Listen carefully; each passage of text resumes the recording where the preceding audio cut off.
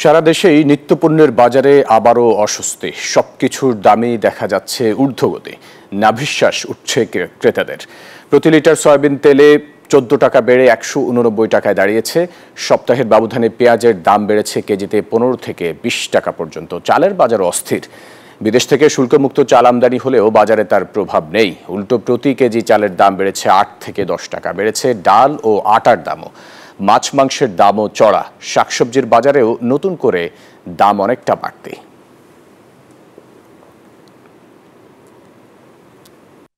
ধন্যবাদ ফয়সাল আপনাকে। আমি যে বাজারে আছি দেখতে পাচ্ছেন যে পণ্যের কোনো কমতি আমরা দেখছি না। এখন নতুন করে যোগ হয়েছে বাড়তি দামের পেঁয়াজের দাম। পেঁয়াজের দাম কিন্তু অনেক বেশি।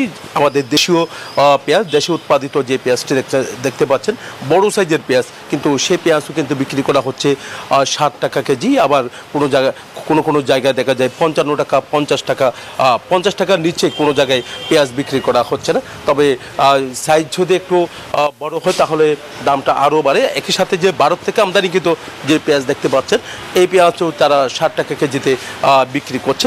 দেশীয় পেঁয়াজ আর ভারত থেকে আমদানিকৃত পেঁয়াজ দুটোর দামই কিন্তু এখন দেখা যাচ্ছে সমান হয়ে গেছে। একই সাথে পেঁয়াজ ছাড়াও কিন্তু আমরা একটু দেখাতে চাচ্ছি যে অন্যান্য যে নিত্যপণ্যের দামও অনেক বেশি। তো চালের বাজারেও আমরা দেখছি ঊর্ধ্বগতি। চালের দাম কোনোভাবে নিয়ন্ত্রণে আনা সম্ভব হচ্ছে না। চাল নানা ধরনের চাল আছে। আমদানিকৃত চালের পাশাপাশি দেশে উৎপাদিত যে চাল, সে চালও কিন্তু বাজারে আমরা দেখতে পাচ্ছি। তবে দেখা যাচ্ছে চালের দাম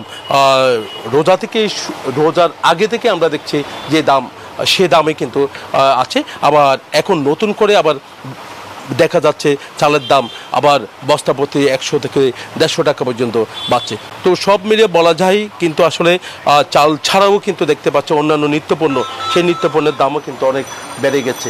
তো এখানে নিত্যপণ্যের বাজার এখন আমরা দেখছি কিছুটা অস্বস্তি বোধ করছে। যারা ক্রেতা বাজার করতে এসছেন তারা বলছেন যে শাক সবজি থেকে শুরু করে সব ধরনের নিত্যপণ্যের দাম এখন আবার ঊর্ধ্বগতিতে যাচ্ছে।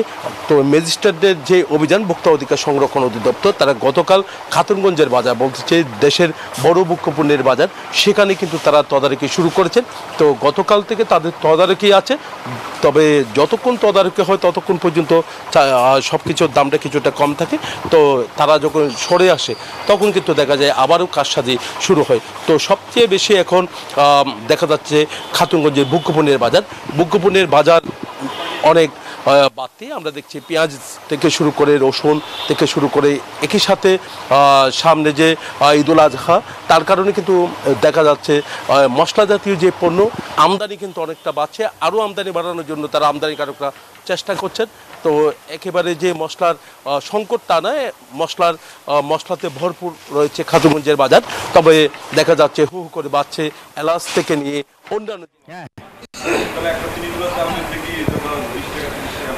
জয়, আপনাকে ধন্যবাদ। আপনি যেমনটি চট্টগ্রাম থেকে জানাচ্ছিলেন চাল এবং নিত্য প্রয়োজনীয় জিনিসপত্র, আমি রয়েছি সাভারের সবচেয়ে পাইকারি যে আড়ত রয়েছে চালের আড়তে, এবং আমরা যদি দেখাই যে প্রচুর চাল মজুদ রয়েছে। এরপরে কিন্তু চালের কোনো ঘাটতি নেই। তারপরেও কিন্তু আপনার দেখা যাচ্ছে যে চালের দাম হু হু করে বাড়ছে। এবং আমরা দেখেছি কৃষক পর্যায়ে, আমরা দেখেছি ধানের বাজারে দেখেছি যে 1100 টাকা ধান কিনে সেটা কয়েক মাস রেখে কিন্তু 1700 টাকা প্রতি মন ধান বিক্রি করা হচ্ছে। এবং সেই যে টার্গেট করা হচ্ছে যে সেই সব গরিব কৃষকদেরকে আসলে টার্গেট করে কিন্তু তাদেরকে পথে বসানো হচ্ছে। এবং আমরা দেখেছি যে এই যে চালের বাজারে যে সিন্ডিকেট, সেই সিন্ডিকেটের কারণে কিন্তু যে চালের দাম বাড়ছে।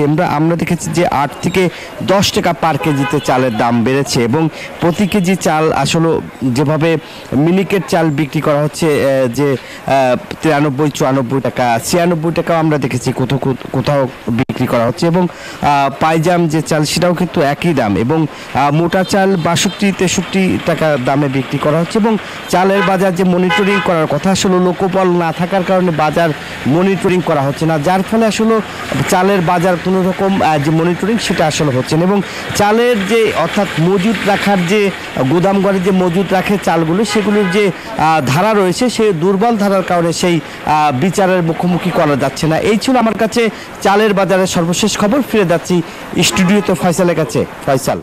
নাজমুল, আপনাকে ধন্যবাদ আমাদের সাথে যুক্ত হবার জন্য। বান্ডেল থাকলে প্রতি সেনমানিতে টাকা বাঁচবে। বিকাশ সেনমানি বান্ডিল কিনে জিতুন প্রতি লেনদেনে।